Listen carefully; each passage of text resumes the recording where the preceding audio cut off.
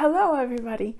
Today I'm going to be talking about telephone negotiation, and this is something very specific, and it's probably, I think, at the top of the list for the most difficult things to do in a different language. I've done business in a language that was not my own, and I know how difficult it can be. So there are three things about telephone negotiation, though, that make it even more difficult. First of all is that it isn't your language, and doing business in another language is really hard because you're constantly dealing with the insecurities of feeling like you sound like an idiot. And that's the biggest challenge for most people learning another language at a higher level, is that you feel insecure.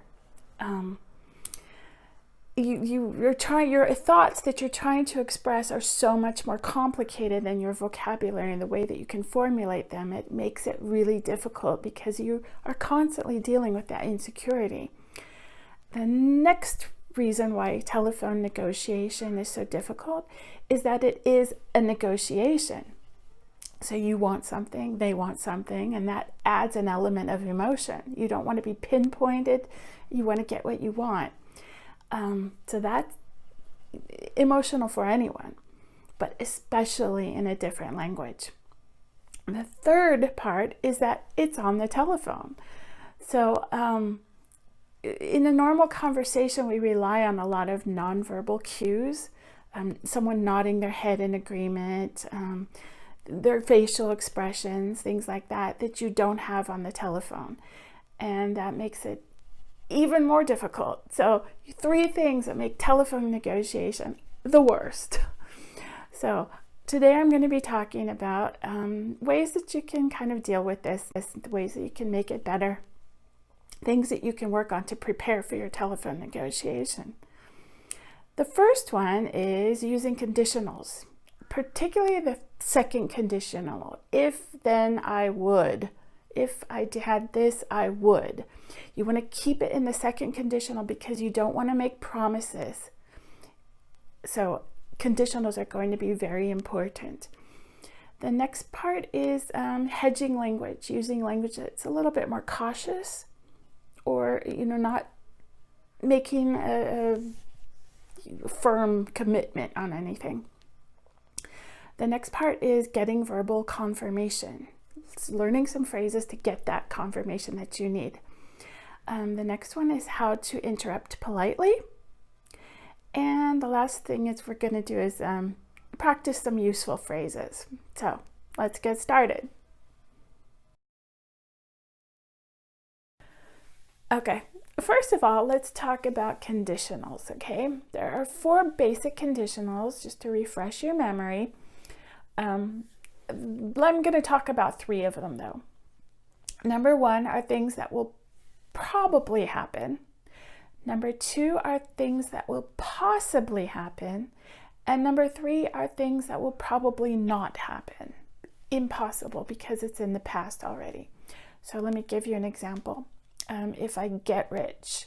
If I get rich, that's in the present tense. If I get rich, I will travel the world. Okay, that's my plan. That will probably be what will happen. Okay, probable. Number 2, if I got rich, that's in the past tense. Got, the verb is in the past tense. If I got rich, I would. So past tense plus would. If I got rich, I would travel the world. Third is past. If I had gotten rich, I would have done something, but it's impossible now because it's in the past and it didn't happen. So for negotiation, telephone negotiation, we're going to focus primarily on the second conditional because those are possibilities. And in a negotiation, we want to talk about possibilities and not promises, okay?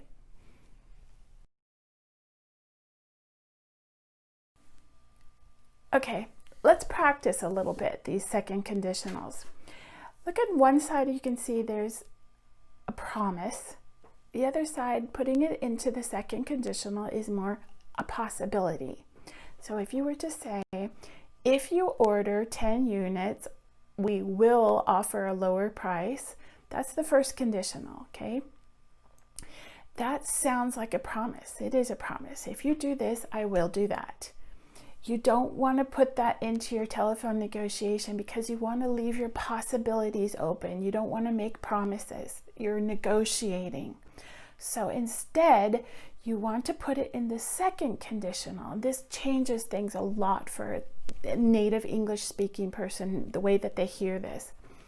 So we want to say, if you ordered 10 units, we would likely, especially put that likely in there too, because it's not for certain, we would likely be able to offer a lower price. Okay, practice that.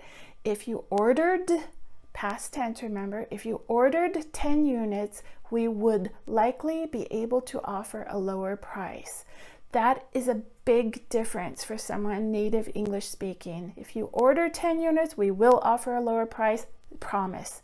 If you ordered 10 units, we would likely be able to, is a possibility, and no one expects you to fulfill that. Okay, the next one, if you aren't able to deliver by then, we will have to go to another supplier. That is a promise, but it's also kind of a threat, and it's for certain. It's for certain. So you are not leaving possibilities open. It sounds to us a little bit aggressive. Instead, you say, if you weren't, past tense, if you weren't able to deliver by then, we would have to go to another supplier. That's leaving a possibility open, and it's far less aggressive. It's a better negotiation.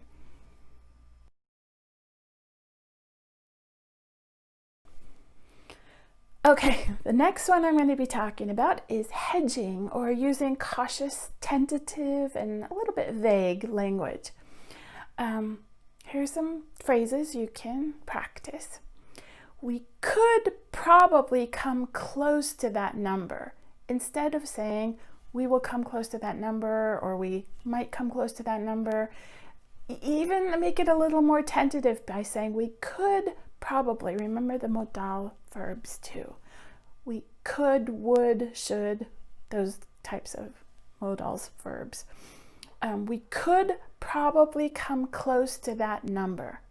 Okay, that's not making a promise, that's a possibility. We might be able to work with that. Might be able to work with that. It's a very good phrase for not pinning yourself down. I would say the cost would be roughly 5 to 10% higher. If you say to someone, the cost could be 5 to 10% higher, that's a pretty solid promise. I say promise because it sounds to us like a promise if you put things in the first conditional.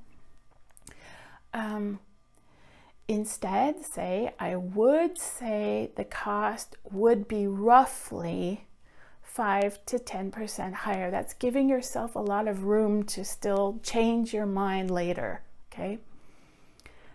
Okay, next one. Sales are probably down somewhere in the neighborhood of 10%.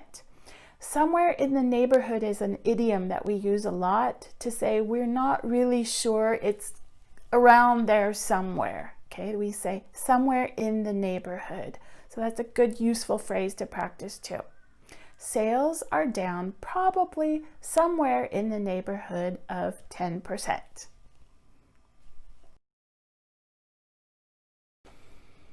Okay, here's the next one, is getting verbal confirmation. When you're negotiating in person, as I said before, we rely on a lot of nonverbal cues. Nodding our head, someone say, These small cues, facial expressions, things like that. So when you're on the telephone, obviously we don't have those nonverbal cues.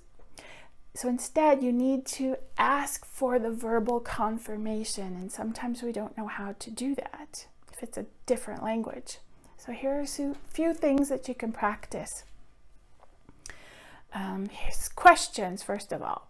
How does that sound? putting that on the end of your offer so that you get them to confirm that, you know, whether they like it or whether they don't. How does that sound? Is that okay? Do you agree? These are questions you can add that are polite to ask for that verbal confirmation. The next thing we do often is a question tag. It's a little question at the end of our statement that tells them we are waiting for their verbal confirmation. These are really important to remember because we do this a lot. For example, you said you could meet on Friday, didn't you? If I put didn't you, I'm expecting a reply. I'm expecting confirmation. You will be in Paris on Friday, won't you? So just add those little questions at the end. They're called question tags.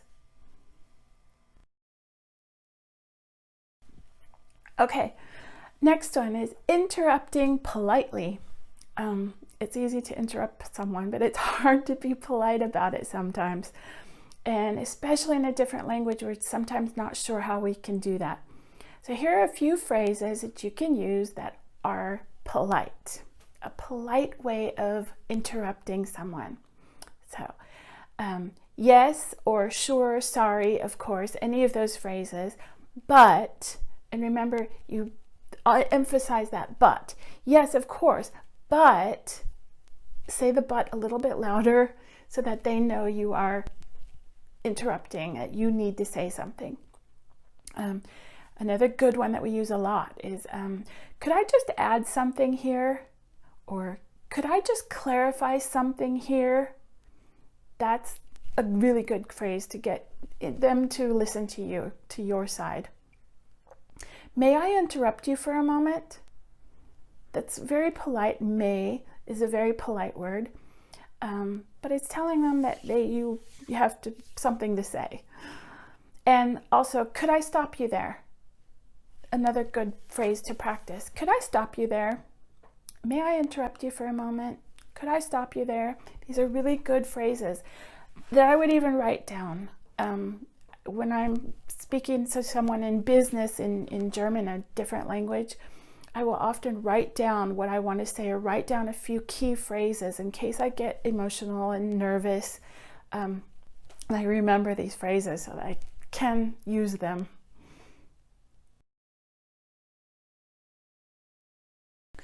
Okay, here are another few phrases that are very useful that you should practice and write down. They're very polite, and also good phrases to use in a negotiation. Number one, is there any possibility of, sometimes in a different language we're just not sure how people formulate things, and so these are good phrases that you can learn.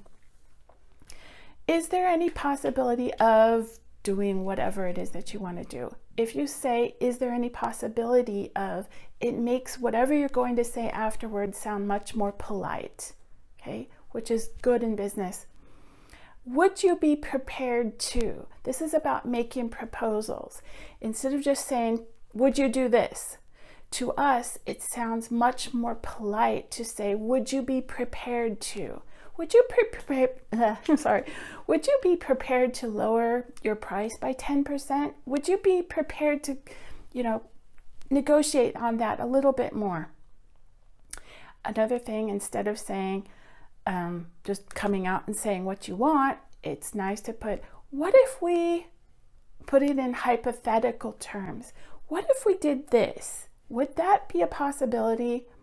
Okay. Now, responding also, here are a few phrases for responding. That sounds feasible. That sounds reasonable. That sounds like something we can work with. Okay, those are good phrases to respond. That's not pinpointing it. It's not saying yes. It's not making a promise. It's just saying that you think it sounds like it might be a good idea. It might be something you can work with. That sounds feasible. That sounds reasonable. If you're a little bit less certain, then instead of saying I don't know or I'm not sure, you can always say that really depends. That depends. It means you need a little bit more information. You need to research it a little bit more. You need to go back and think about it. That really depends. Or, I just don't think that would be possible. That's a very nice way of saying no, okay? And sometimes you might want to say no as inside of a negotiation, just to get them to move their position a little. So this is a good way of doing that in a polite way. I just don't think that would be possible. Okay.